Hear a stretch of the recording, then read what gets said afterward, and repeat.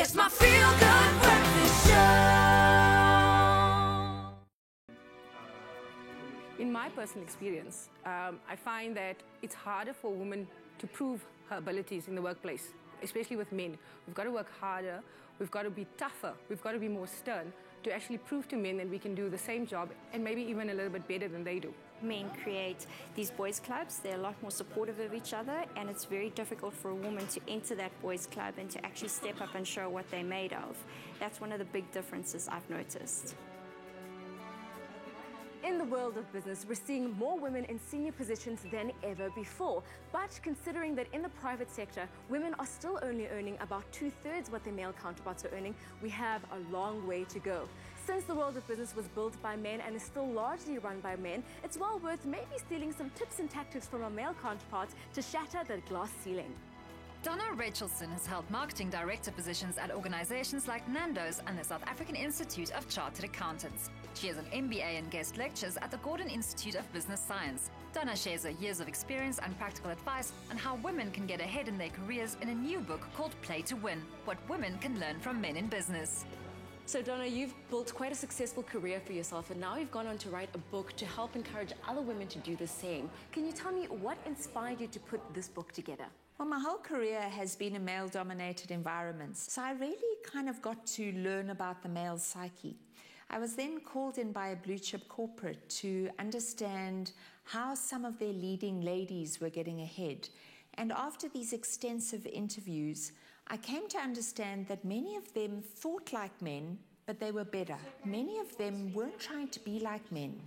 They acknowledged and cherished what they were as women. And it was that gave me the angle in terms of what are different conversations that women could be having to get ahead. Now, while there are women in the workplace who are capable of leadership, why are we treated differently from men? There's been international research about what it takes for men and women to get ahead. Two attributes that were valued twice as importantly in the workplace as any other, and men held those attributes, which was analytical and commercial acumen.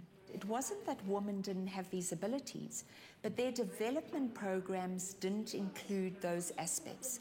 So what I say to women is, if you're wanting to get ahead, you need to determine what are the key financial indicators? What is the strategy of the business? How do you need to match your position in the best possible way that you align yourself to the bottom line impact of what the organization needs to achieve? The book focuses on 9 lessons and offers practical tips on how to get noticed, take more risks, network effectively, and successfully beat the imposter syndrome. From your experience, you've compiled a list of lessons that help women realize their potential. In that list, what would you say are the 3 most important points, particularly for South African women in business? In business, the people who are most recognized are those who outflank the competition or those who make dramatic moves to get noticed. The other one is business is a game. Boys learn at a very early age that it's 1 or 2 outcomes. You win or you lose. And they apply that to business. So often, when a woman has a personal fallout with somebody in the workplace, they find it difficult to understand how they can have a business relationship as well. Whereas men are very good at compartmentalizing. So they may have a personal fallout, but then if it's in terms of the business and it's about winning, they are totally aligned to achieve what they need to. So for me, that's an important one, and it combines 2. Business is a game. You win some, you lose some.